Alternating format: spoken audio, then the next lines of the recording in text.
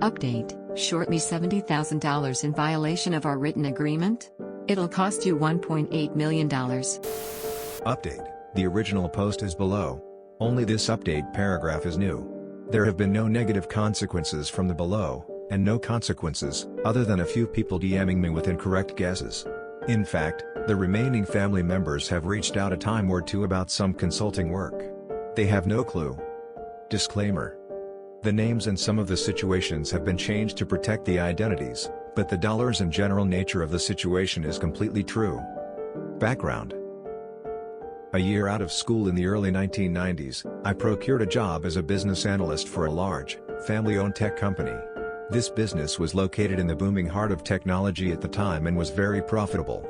As tech took off over the next decade, the company thrived and remained family-owned. What was a rich family and company became exceedingly wealthy with a valuation/net worth in the high 9/low 10 figures. The family that owned it was quite neurotic, very moody and had a reputation as very ruthless, greedy, when it came to financing, deal-making, employees, etc. I truly believe this is what held them back from ultimately becoming a household name as a company.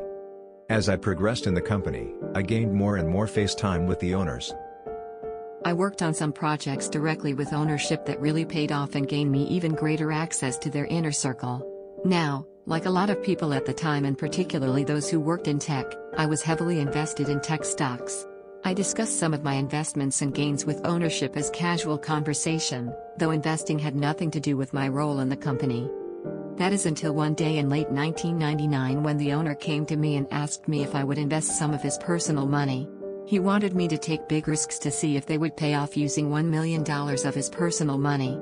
I was a bit hesitant, but still being in my late 20s and wanting to prove myself, I said I would.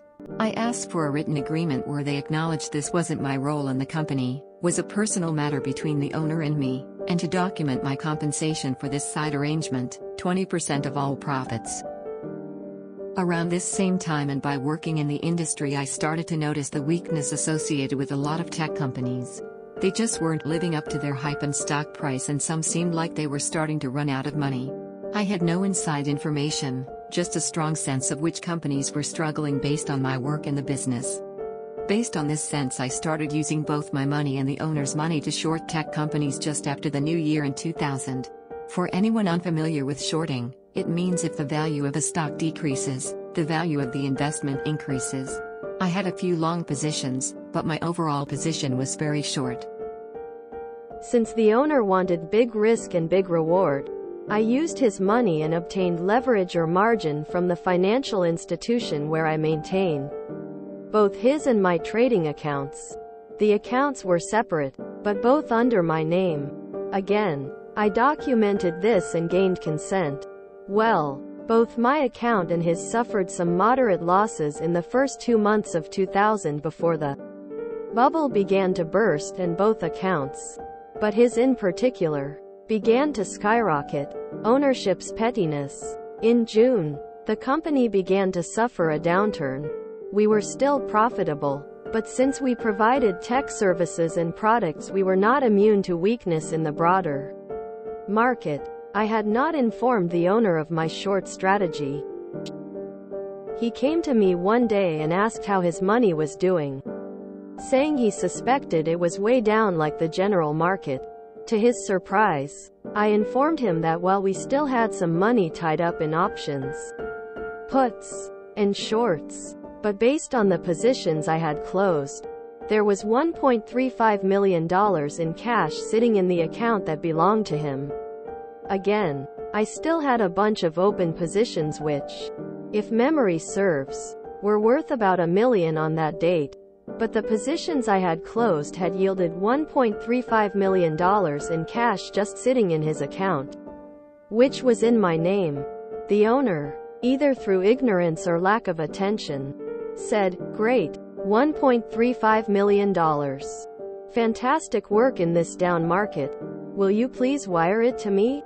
I responded that I would, but would be taking my 20% of the $350,000 profit, or $70,000, before wiring him the $280,000. I also reminded him I still had open positions that had yet to pay off or close, but I didn't state the amount. He, once again, appeared not to understand or comprehend the open positions statement, but instead totally focused on and became incensed about my rightful claim for $70,000. He went on and on about how times were tough. I should be grateful for a job, particularly at my young age, and the entire $350,000 was necessary for him and the company. I knew this wasn't true based on my position within the company. Worse, this was my first time personally experiencing the greedy and corrupt nature that served as the basis for ownership's reputation. The revenge. Now comes the revenge. Since, after 2 separate conversations, the owner didn't seem to grasp that the open positions would yield at least some income, and thus additional profit, I decided not to mention it again. I sent him back the entire $1.35 million and continued to manage the open positions to the best of my ability. And here's the kicker. The owner never brought it up again.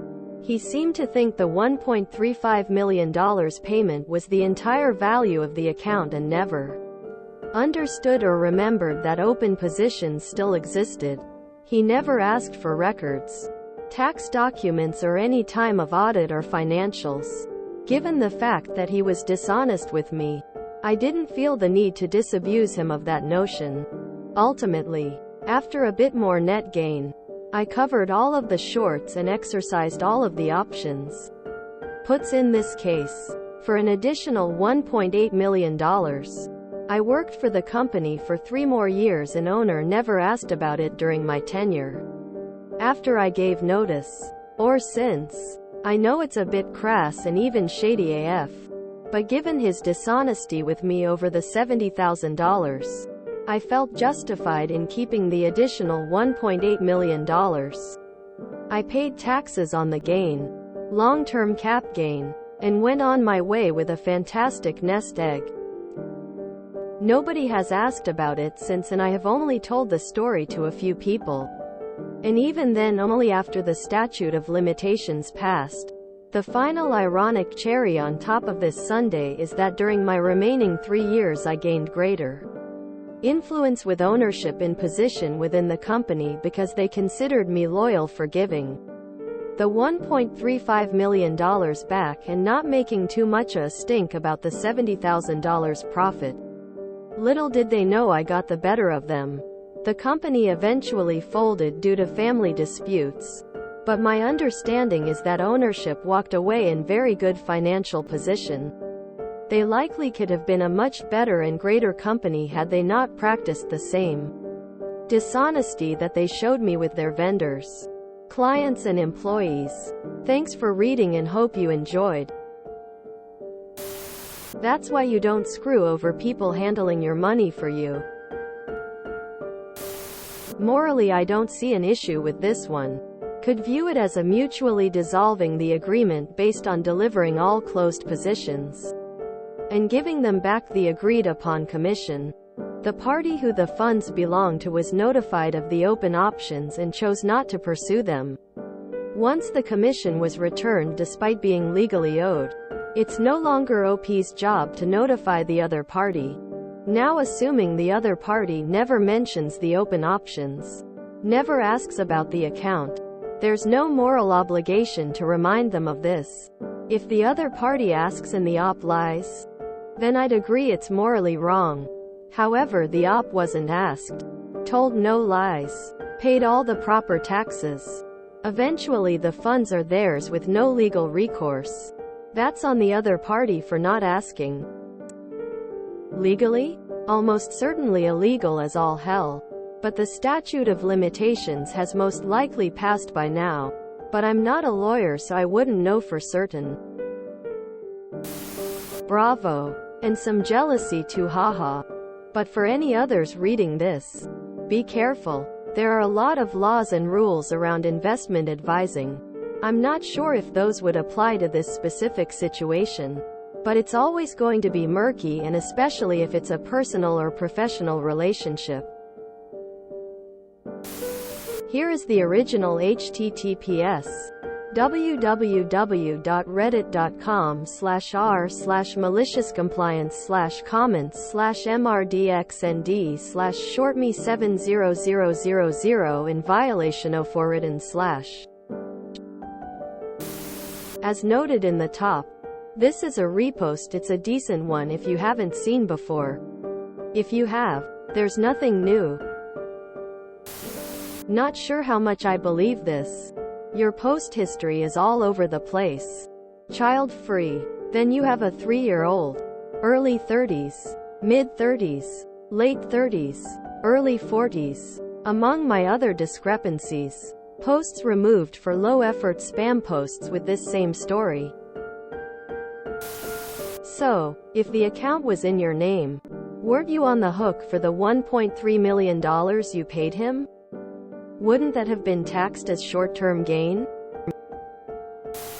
Damn, I need to have you invest for me lol open mouth smile definitely learn to not short you the $70,000 lol. I remember reading this about a year ago. How is this not embezzlement? Or am I missing something? Based on OP's posting history, I'm 99% sure this, and every other post, is just creative writing. Like, this didn't happen. Nobody has this many crazy stories that don't mesh with each other. And for that matter, nobody does this at all without finding some way to get in legal trouble over it. 20-year-old kids aren't embezzling millions. And they'd find a way to make the government suspicious if they were. I waited with bated breath and then smiled. The statute of limitations had passed. Well done, sir. Well done. Need you to convince HBO to add this as a major plot in S3 of industry. Inject it into my veins. This was a delightful read. Standing ovation for such pro-revenge. It also takes a lot of sophistication, savvy, and knowledge to short the market. Bravo. I want to believe the company involved was Fry's Electronics. Only 3 days in the new year, that's a very early harvest from the Karma farm. The original op just embezzled money, which isn't really malicious compliance.